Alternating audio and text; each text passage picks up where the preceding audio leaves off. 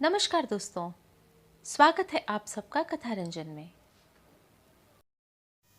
महाभारत की अगली कहानी है कौरवों की ईर्ष्या।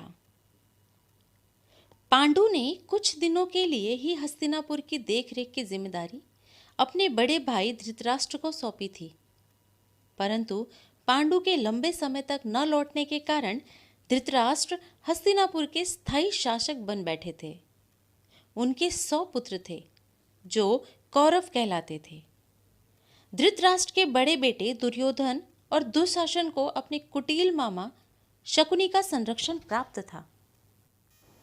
शकुनी ने दुर्योधन के मन में यह बात डाल दी थी कि उसके पिता धृतराष्ट्र के अंधे होने के कारण ही पांडु को राजा बनाया गया था, अन्यथा राज्य पर उन्हीं का अधिकार था और अब पांडु के न रहने पर दुर्योधन ही हस्तिनापुर साम्राज्य का उत्तराधिकारी है।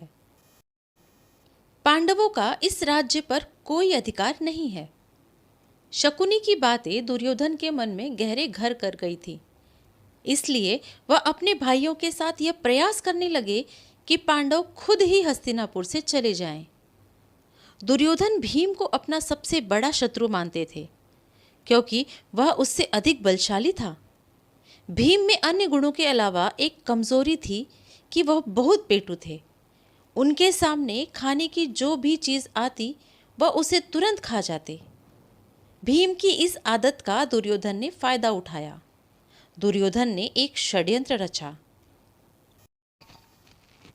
एक दिन उसने गंगा तट पर घूमने की योजना बनाई। उसने पांडवों को भी बुलाया। दुर्योधन ने सबके खाने के लिए लड्डू बनवाए और 2 बड़े बड़े लड्डुओं में जहर मिला दिया। उसने वे लड्डू भीम को खिला दिए। लड्डू खाते ही भीम का सिर चकराने लगा। फिर सबसे नजर बचाते हुए दुर्योधन ने भीम को गंगा नदी में ढकेल दिया।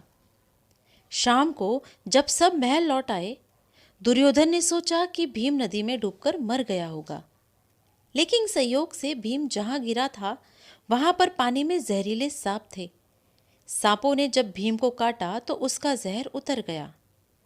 जहर उतरते ही भीम स्वस्थ हो गए और तैरकर नदी तट पर आ गए।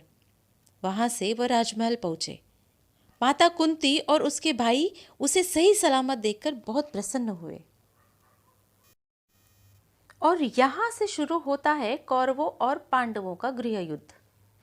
दोस्तों, आपको इस चैनल के कंटेंट पसंद आ रहे हैं तो कहानी को लाइक और चैनल को सब्सक्राइब करके हमारा हौसला बढ़ाते रहें। मिलते हैं अगली कहानी में। जय श्री कृष्णा।